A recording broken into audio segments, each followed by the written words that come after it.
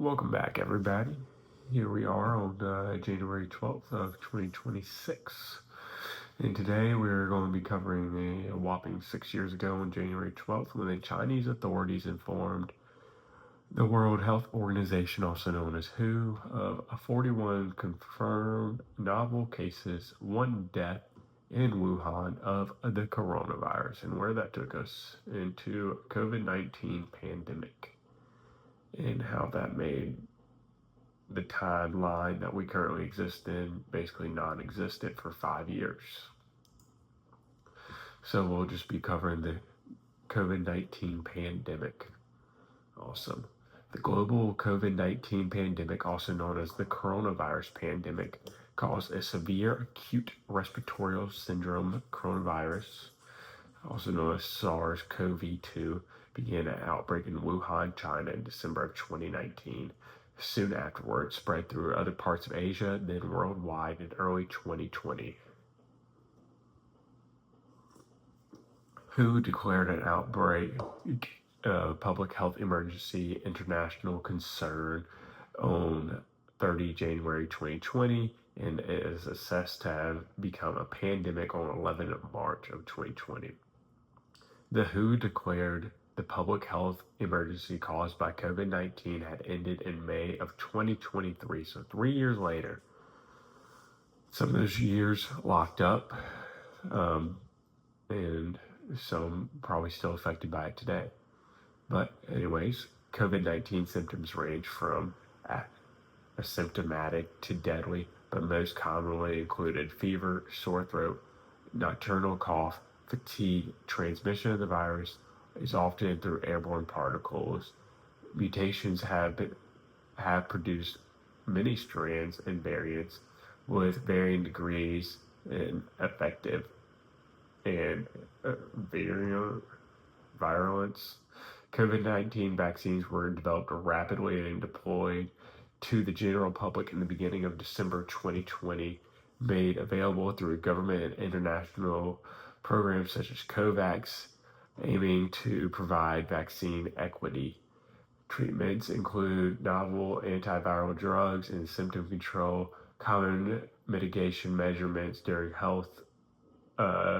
public health emergencies include travel restrictions, lockdown, business restrictions, closures, workplace hazards, control, mask mandates, quarantines, testing, systems, and contact tracing of the unaffected. I was luckily never caught the COVID. Past 6 years strong, was never tested positive for it, so that's great. Actually, one time, but also tested negative twice right after it, so I don't know. The pandemic caused severe social and economic disruption around the world, including the largest global recession since the Great Depression. Widespread supply shortages, including food shortages, were caused by supply chain distribution and panic buying. If y'all remember the toilet paper gate, where everybody was selling toilet paper on Facebook Marketplace for ridiculous prices, like $50 per roll of toilet paper. Reduced human activity led to unprecedented and temporary decrease in pollution, which is great for the environment. I hate pollution in our waters. Educational institutions and public areas were partially and fully closed in many jurisdictions, and many events were canceled or postponed during 2020-2021. Telework became much more common for white-collar workers as the pandemic evolved. Misinformation circulated through social media, occasionally through mass media, and political tensions intensified. That is very true. All political tensions extremely rose from 2020 and thereon forth. The pandemic raised issues of racial and geographic discrimination, health equity, and the balance between public health and imperative and individual rights, whether you could deny the vaccine or not. is one of those individual rights, or whether to wear the mask or not. The disease has continued to circulate since 2023, as the 2024 experts were uncertain as to whether it's still qualified as a pandemic. Different definitions of pandemics lead to different determinations of whether they end. As of 10 January 2026, COVID has caused 7,100,006 and 818 confirmed deaths and 18.2 to 33.5 million estimated deaths. The pandemic ranks among the fifth deadliest pandemic or epidemic in history, and it's kind of hard with the numbers per se, because some people who died of either old age also just had COVID, or who died of cancer also had COVID, and they were included in those counts. So it's hard to really confirm, I would say. And then a lot of people who just had freak accidents and died with COVID were also included as a COVID-19 death in some parts. But pandemic, the epidemiology of a pandemic is defined as an epidemic occurring over a very wide area, crossing international boundaries and usually affecting a large number of people. During COVID-19, as with many other pandemics, the meaning of this term has been challenged. The end of the pandemic or other epidemic only rarely involves a total disappearance of the disease, and historical, much less attention has been given to defining the ends of an epidemic than their beginnings. The ends of particular epidemics have been defined in a variety of ways, differing according to academic fields and different based on location and social groups. An epidemic's end can be considered a social phenomenon, not just a biological one. Time reported in March 2024 that experts' opinions differ whether or not COVID-19 is currently considered an epidemic or pandemic, and the World Health Organization, continues to call the disease a pandemic on its website. All right, virus names. During the outbreak in Wuhan, the virus disease were commonly referred to as the coronavirus. That was a time when everybody was boycotting Corona because of it. The Wuhan coronavirus, the coronavirus outbreak, and the Wuhan coronavirus outbreak, and the disease was sometimes called the Wuhan pneumonia. In January 2020, WHO recommended 19-nCoV and 2019-nCoV acute respiratory disease as an interim names for the disease per the 2015 international guidelines against geographic locations, animal species, or groups of people, disease, or various names to prevent a social stigma. WHO finalized the official names as COVID-19 and SARS-CoV-2 on 11 February 2020. Whose Director General Tedros, however you say his last name, explained CO for corona, VI for virus, D, Delta for disease, and 19 for when it was first identified. WHO uses the COVID-19 virus as the virus responsible for COVID-19 in public communications. WHO named variants of concern and variants of interest using Greek letters, the international practice of naming them according to where the variants were identified. Delta began as the Indian variant, is no longer common, blah, blah. Just more about naming it. All right. So like I said, it was all detected. It started being detected at the Wuhan, in Wuhan, China. Let's go to cases.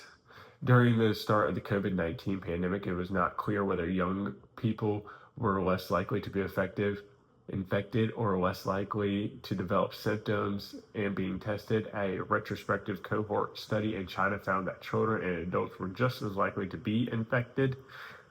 Yes, but also a lot better chance of fighting it off than older people. Among through studies, preliminary results in 9 April 2020 found that Ganglet, a center of major infection cluster in Germany, 15% of the population tested positive for antibody screening for COVID-19, and pregnant women in New York and blood donors in the Netherlands found rates positive antibody tests that indicated more infections than reported. So it was spread a lot further than first, but because of people who did not get symptoms asymptomatic.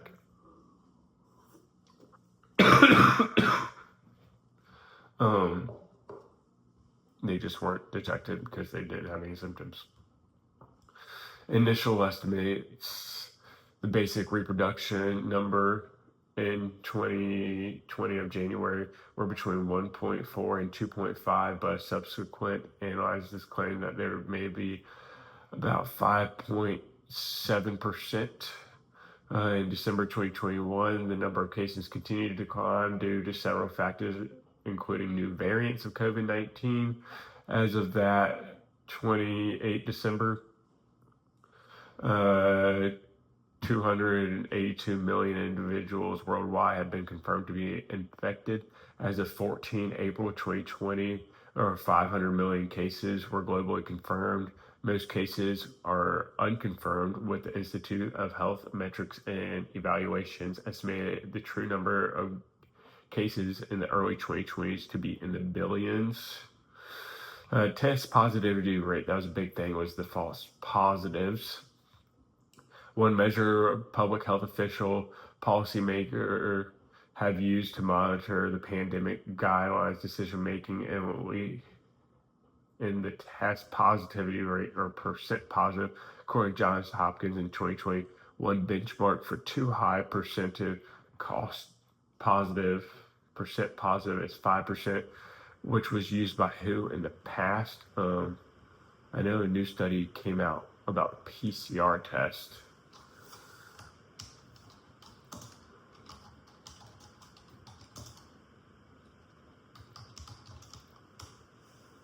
About something about having, let's see.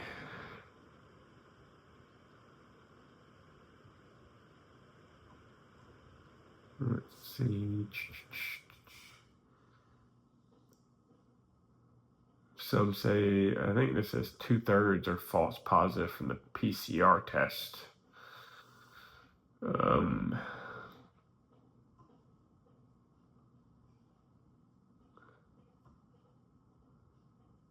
But again, it's disputed back and forth, I guess, depending on which side of the aisles you fall under, or which side you believe, or which news source you click on.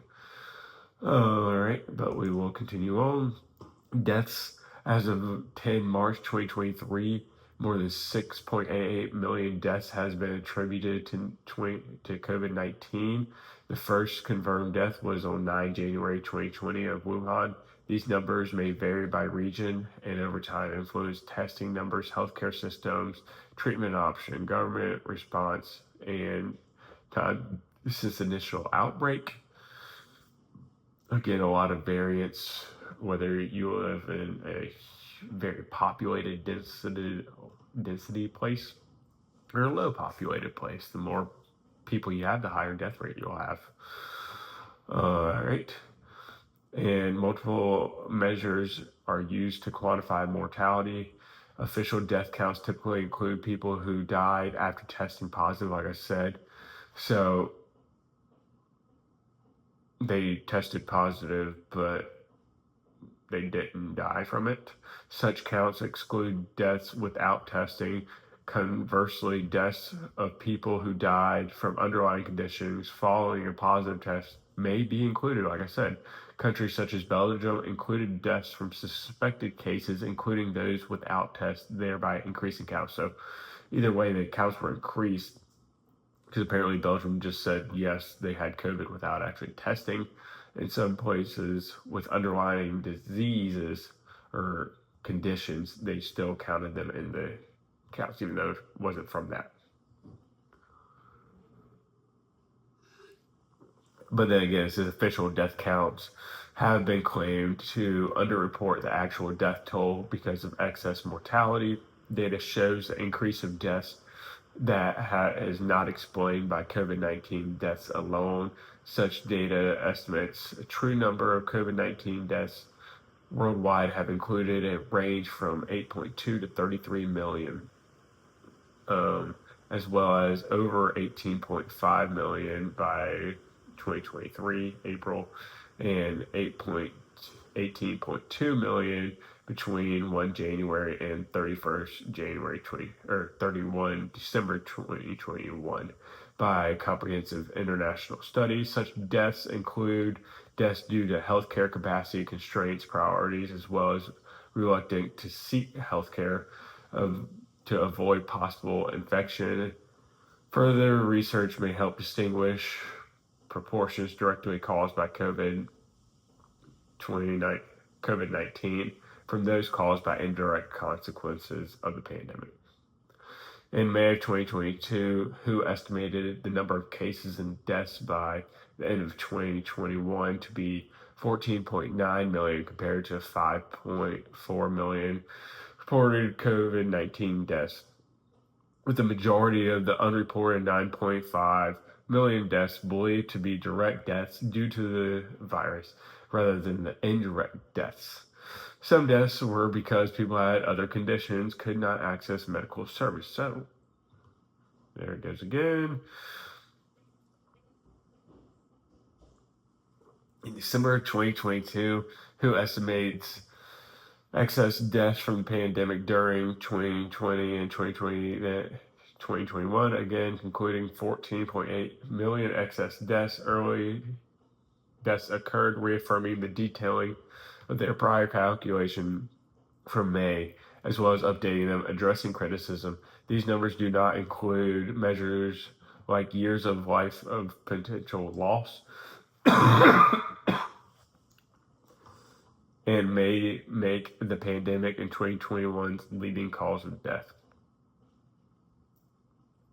The time between symptom and onset ranges from 6 to 41 days, typically about 14 days. Mortality rates increase function of age. People with the greatest mortality rate or elderly people and those with underlying conditions. Well, it's because elderly people do not normally have as well as an immune system unless they're just out and about playing pickleball on pickleball courts. All right, let's keep on going down. Different variants, signs and symptoms, transmissions. Let's get into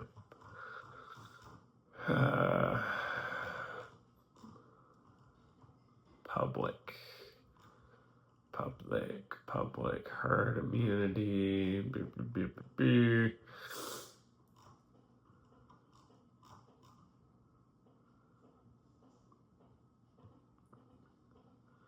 All right. We all know, I mean, throughout the timeline of it, from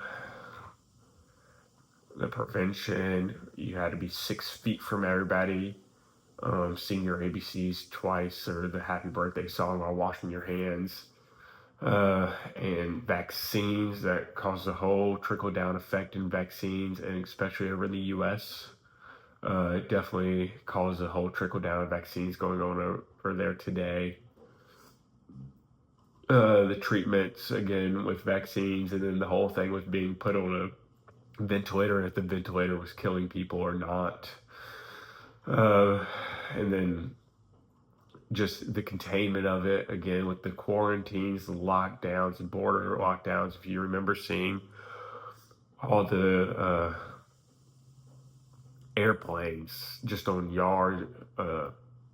the airfields not moving, empty airports. Best time to travel though, because flights were cheap and there's no one on them.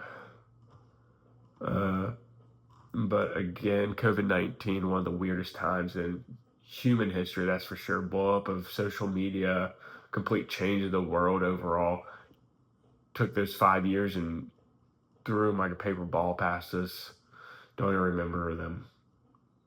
But it was definitely a time to be alive because nothing was greater than between the summer of 2020 and the summer of 2016. It's a great competition. But that is all we have today for COVID 2019 of December 12th, 2026. Until I catch y'all next time.